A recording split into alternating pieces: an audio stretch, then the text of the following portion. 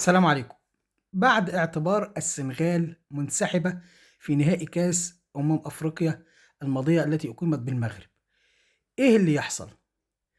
النهارده أصدر الاستئناف بتاع الاتحاد الأفريقي لكرة القدم قرار غريب جدا، قرار يعتبر صدمة في أفريقيا. بعد ما فازت السنغال على المغرب 1-0 في نهائي كأس أفريقيا اللي فات، والسنغال استلمت الكاس واحتفلت. كان في قبل ما الماتش ينتهي بحوالي يعني بساعة ونص ساعة قبل الماتش ما ينتهي، انسحبت السنغال. لعبتها بعض لعبتها مش كل لعبتها طلعوا من الملعب، والبعض التاني لا، عشان كان في ضربة جزاء تقريبا قبل الماتش بنهايته. كان في ضربة جزاء للمغرب،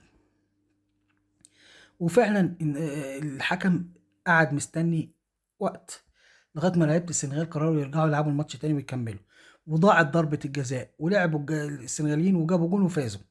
طيب ايه اللي حصل؟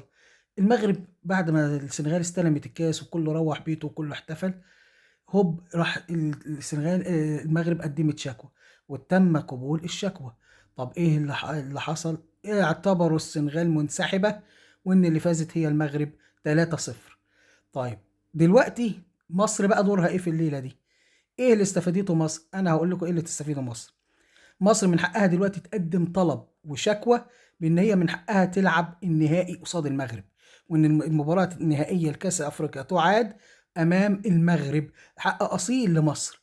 يبقى لازم الاتحاد الافريقي المصري لكرة القدم يتدخل حالا حالا ويقدم طلب ان هو يلعب المباراة النهائية امام ايه؟